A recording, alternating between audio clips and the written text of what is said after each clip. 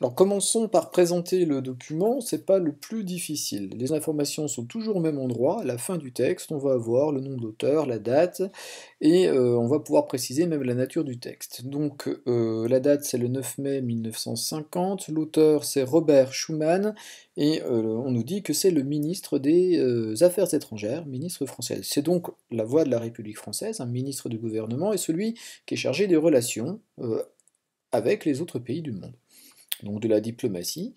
Et cette déclaration, eh bien du coup, c'est une déclaration, on va bien le comprendre comme ça, qui est faite à destination d'autres États, et ici des États européens.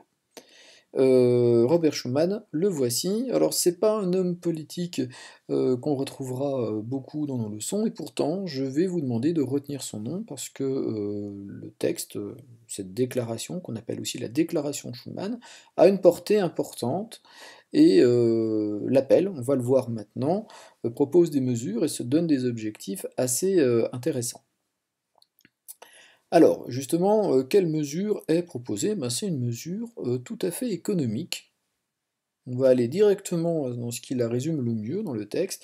Il veut placer l'ensemble de la production franco-allemande de charbon et d'acier sous une haute autorité commune.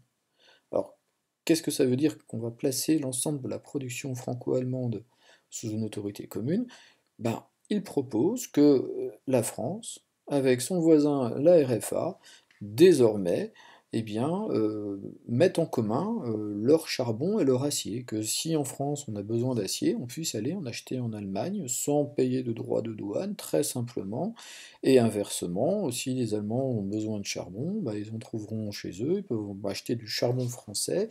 Par contre, ces deux ressources importantes, hein. Le charbon, c'est au milieu du XXe siècle encore une source d'énergie extrêmement importante pour l'économie. L'acier, c'est une matière première fondamentale. Ces deux ressources essentielles, eh bien, on les produit en commun. Et désormais, c'est pas un travail qui se fait à l'échelle nationale, mais internationale entre deux États. C'est une idée assez intéressante, sachant que l'objectif qui est derrière, c'est pas simplement un objectif économique, hein. On est effectivement, hein, après la Deuxième Guerre mondiale, il faut reconstruire, il y a eu des destructions, il faut remettre l'économie en place, il faut lancer la croissance économique, certes, mais l'idée est dite clairement, on va rendre une guerre matériellement impossible. Donc non seulement ça sera impensable de faire la guerre parce on coopérera, mais en plus, on ne peut pas faire la guerre à un pays dont on a besoin pour se développer économiquement. Donc il dit c'est la bonne idée pour éviter à nouveau le retour de la guerre. Donc Robert Schuman, ici, veut un développement économique, certes, une communauté du charbon et de l'acier, certes, mais surtout, ce qu'il veut, c'est empêcher le déclenchement à nouveau d'un conflit.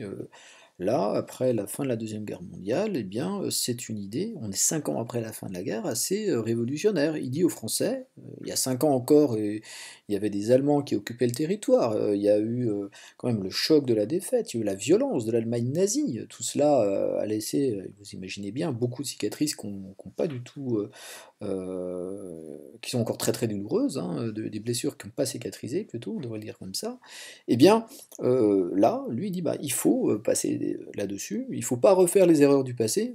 On peut penser par exemple au traité de Versailles, hein, qui voulait faire payer l'Allemagne, ben là non, on va travailler avec l'Allemagne.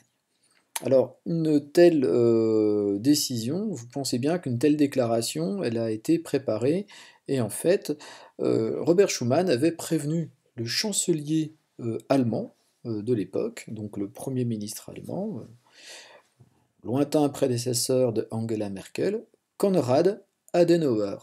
Donc Konrad Adenauer n'est pas du tout surpris par cette déclaration, et comme vous le voyez sur cette photographie, les deux hommes vont rapidement signifier leur accord pour mettre ceci en œuvre.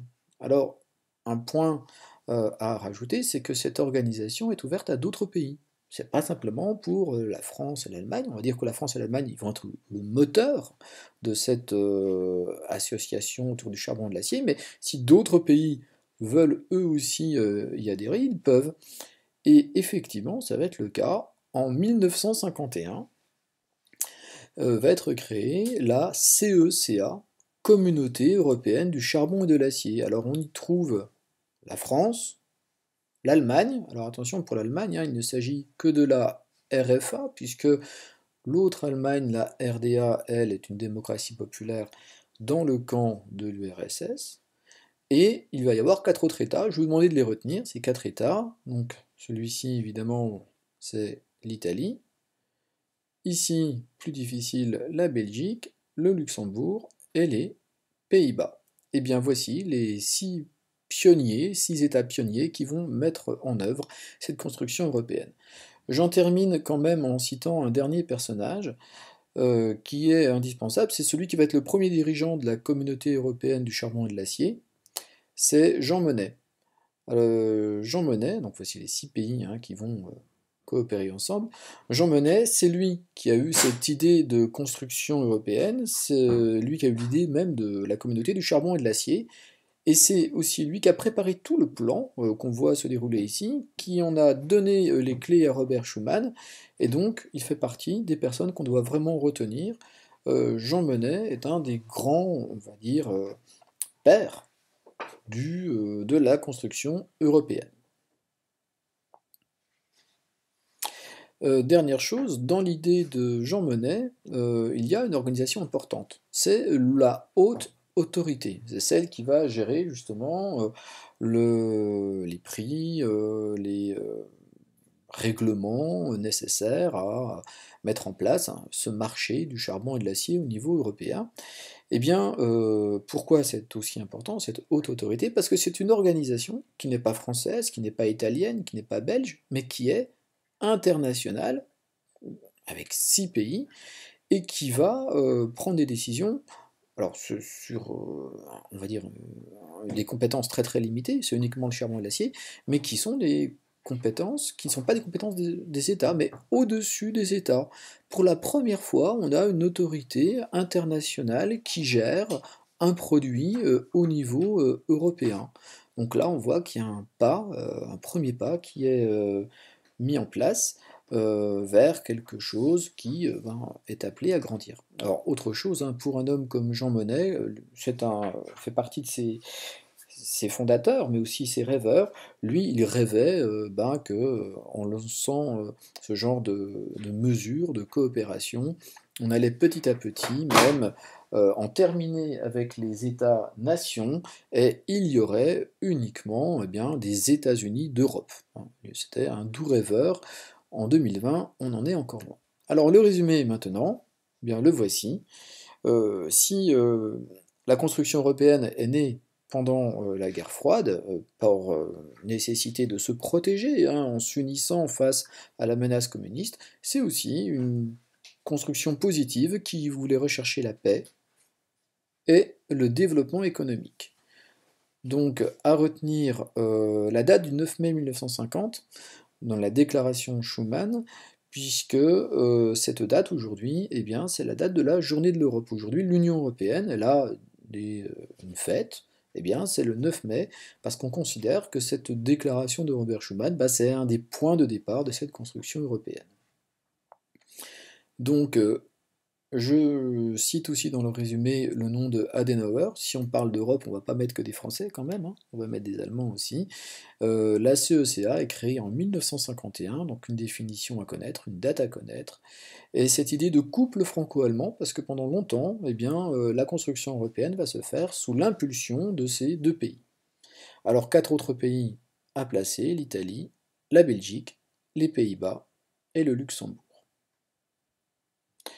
On souligne l'importance de cette première étape. Pour la première fois, on se donne des institutions communes, c'est la haute autorité, pas la peine de le retenir, ceci, mais qui dépassent les compétences nationales des États. On va sur la frise quand vous avez terminé, et donc on peut placer 2 dates. Première date, le 9 mai 50, donc la déclaration Schuman, et puis une première étape, cette fois-ci concrète, on fait quelque chose de vrai, et on coopère vraiment. On se dit pas simplement c'est pas simplement une déclaration d'amitié, cette fois-ci, il y a quelque chose qui est mis en place et c'est en 1951 avec la création de la CECA.